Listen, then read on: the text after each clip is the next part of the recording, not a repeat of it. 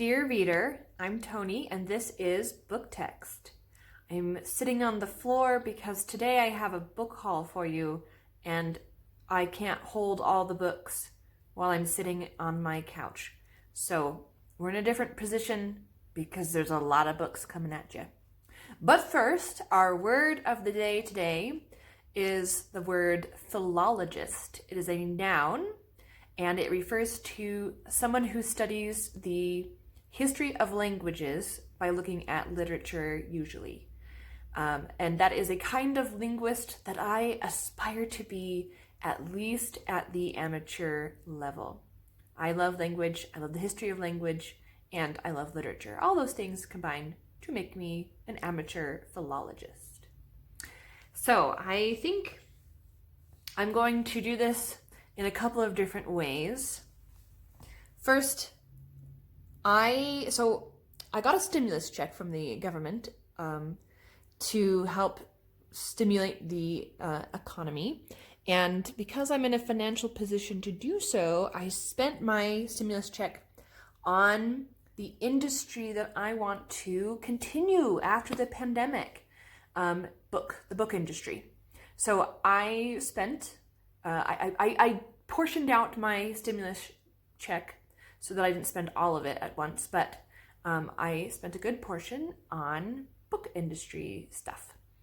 So 46 books in total from both local indie bookstores and local used or secondhand bookstores.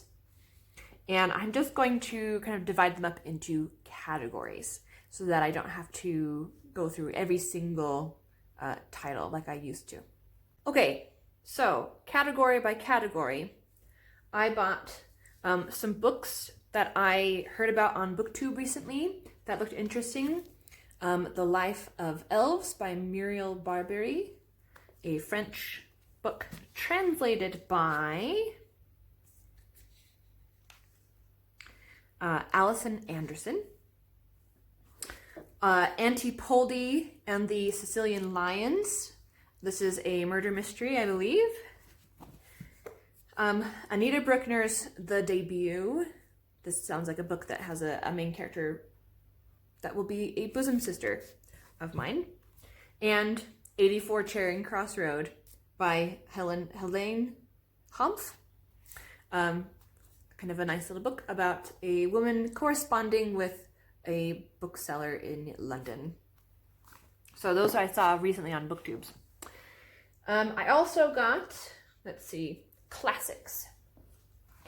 So many of my classics came from the used bookstores. I have Mary Wollstonecraft's Mary and Maria, and also in this edition is Mary Shelley's book Matilda. I love that they have mother and daughter together here in this one book, so I'm looking forward to reading that. Sir Walter Scott's The Heart of Midlothian. Kate Chopin's A Vocation and a Voice short stories. Andrew Forster's The Female Detective. This is a British Library crime classic. Another British Library crime classic, 13 Guests by J. Jefferson Farjan, maybe? Mikhail Lermontov's A Hero of Our Time. I'm really interested in getting into more Russian literature, and the short nature of this book makes it a lot more appealing than some of the behemoths on my shelf. Ford Madox Ford's The Good Soldier. I just love that painting. Oh, gorgeous. And this book, which is an unusual edition, but it's apparently not reprinted very often, is William Harrison Ainsworth's Rookwood. It's a large book, kind of not great for reading, but when you care about the subject and the kind of time period that much, doesn't matter. Okay, I also have been bulking up my Virago collection. So I have The Vet's Daughter by Barbara Commons. The Rector's Daughter, a lot of daughters, by F.M. Mayer. I have a bunch of Angela Thirkle books And I'm very upset that one of them is just like in a totally different edition, but again, what can you do? Margaret Llewellyn Davies edited this collection of stories called No One But a Woman Knows, Stories of Motherhood Before the War. Before World War I would be the war that they're talking about. And Daphne du Maurier's Vanishing Cornwall. This appears to be more of like a nonfiction book about Cornwall, her beloved place where she grew up. So I've read several of her stories, and she's very good at describing the landscape. The landscape described in The Birds, very eerie, very creepy, love it. Okay, then I have some heartwarming books, because in the middle of a pandemic, I need something that makes me happy. So I have a bunch of books from the Miss Julia series by Anne B. Ross. They are not all in order. I have, I think, the first book, and then maybe like the 4th and the 5th and the 10th and the something, I don't know. But these appear to be very kind of about a woman growing up or living in the South. She's not growing up, she's a grown-up. And it looks delightfully charming, heartwarming. I bought a bunch of Maeve Binchy books. Of course, an Irish writer recently passed away, very sad to lose her. So I have just, a collection of her books. And last in that category, I have a couple of Fanny Flagg books. Can't Wait to Get to Heaven, and I Still Dream About You. And I believe, yes, she is the author of Fried Green Tomatoes at the Whistle Stop Cafe. So again, all these books are kind of about groups of people. You really get to know the characters. They're less plot heavy, more character heavy, and I love that. I have a couple of nonfiction books. One is A History of Reading by Alberto Manguel, and I've read a couple of books by him about reading, so this should be an interesting addition. And I have ordered even more books by him about reading, that I'm looking forward to getting in the mail when they come. And this book came without a cover, a jacket. It is An Exaltation of Larks by James Lipton, and this is a language book. It is about groups of nouns and what they're called, collective nouns, what they're called. So that will be a fun addition to my language books. And books that I just grabbed because I thought they would be interesting. So I have heard about them from various sources, and I did not keep track of where I heard about them. So I have Elizabeth Bowen's The Death of the Heart. This cover alone was super seductive, and then the reading a little bit about the book made it a must purchase. I purchased Vera Britton's Testament of Youth. This is a kind of a large, chunky book about Vera Britton, who was a nurse in World War I, and she was also the best friend of Winifred Holtby, who has written some books in the same time period. And they lived together for a long time, even after Vera married. I believe Winifred lived with her and her family. And I have a bunch of Winifred Holtby books, and I wanted to make sure that her best friend could be with her on the shelves. So this is, I think, also nonfiction, and also kind of a classic. I got Elizabeth Googe's The Child from the Sea. Ooh, beautiful cover, nice hefty book. I believe this is historical fiction, if not historical fantasy fiction. Superbly colorful romantic historical novel with brilliant cameos and infused with a spiritual essence rare in our times. So, mostly historical fiction. I have 2 books by Anna Quindlen. I read a series of essays by Anna Quindlen about reading. Again, I read a lot of books about reading. It's kind of the meta nature of my interests. And these are her novels. One is Still Life with Breadcrumbs, and the other is called Blessings. These kind of fit into the heartwarming category, but I separated them out because I have read other things by Anna Quindlen already. Similarly, I've been reading Anne Lamott's Bird by Bird, nonfiction about writing, and I found one of her novels called Rosie. So I'm excited to start reading more by her. Then I got My Life in Middlemarch by Rebecca Mead, another book, interestingly, about books. So this is a woman's experience reading Middlemarch, and then how her life kind of parallels that story. So, My Life in Middlemarch. Then, The Orphan of Salt Winds by Elizabeth Brooks. Another delightful cover. This seems to be kind of atmospheric, kind of gothic. And it has a great first sentence that I'll read to you a little bit later, but love this one. Excited to read it.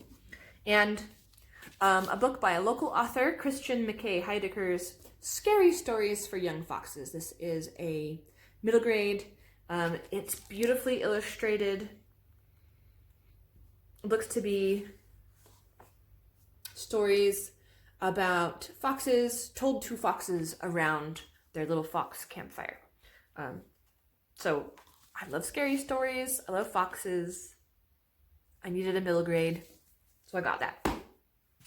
Last category. I bought some books that I had previously listened to on audiobook, and one that I read from the library, but I wanted my own copy. These are John Steinbeck's The Moon is Down. This is it's a not thinly disguised allegory of resistance during World War II. This was actually banned in many countries in Europe and was secretly distributed among the resistance to inspire people to rise up against the Nazis who had occupied many of those countries. And it was just really interesting. I love this story. I love the kind of big issues that it deals with in story form. Really like this one. It's also a short kind of classic you can read. And then the cat has joined me. This is Ghost. Hi, Ghost. Yeah, he has a lot to say. Yet another World War II book. This is Dear Mrs. Bird by A.J. Pierce. I listened to this on audiobook a few years ago and loved it. So fun. The audiobook was read by Anna Popple something. Poppleton? Anyway, she played Susan in the Chronicles of Narnia movies. She's wonderful. Popplewell maybe? And her narration, hi Ghost. Careful what you're showing off there. Her narration was wonderful. So I bought this book so that I can reread it myself. And then the last one that I bought, after all these books, is Once Upon a River by Diane Setterfield. Listened to this on audiobook when it came out. And just a really good kind of almost supernatural story about storytelling and about the power that story has in these various people's lives. I love the kind of intimate look that we get into Diane Setterfield's characters every time she writes something. In keeping with my tradition of reading the first lines of books that I have hauled or reviewed, I'm not going to read the first line of every book, but I have picked out 3 whose first lines I thought particularly good. So first is actually from Vera Britton's Testament of Youth, and I found the first sentence to be, it felt oddly familiar to what we're going through right now, and especially to what my first thoughts were when the quarantines were kind of laid out as quite restrictive. This is the first line. When the Great War broke out, it came to me not as a superlative tragedy, but as an interruption of the most exasperating kind to my personal plans. That's kind of how I felt about the pandemic. Well, it was an interruption to my personal plans. And since then, I, of course, realized the gravity, and then it's not always about me, things. But I'm glad to find maybe a kindred spirit in Vera Britton and her best friend Winifred Holtby. Okay, the next first line is from The Orphan of Salt Winds by Elizabeth Brooks. This was a really intriguing first line. Virginia Rathmell knows she will walk into the marsh one New Year's Eve and meet her end there. I want to know more, don't you? And I love the setting of a marsh. Very gothic. Okay, this last one is from Elizabeth Bowen's The Death of the Heart. I love the kind of atmosphere that this sentence sets. That morning's ice, no more than a brittle film, had cracked and was now floating in segments. Promising writing styles to come in those books. So tell me, have you hauled anything during the pandemic? Have you budgeted for book buying if you're able to? I think I'm set as far as reading goes for the foreseeable future, and yet I can't help myself. I want to keep supporting the book industry so that it continues long after the pandemic is over. As always, remember there's always another book or many books.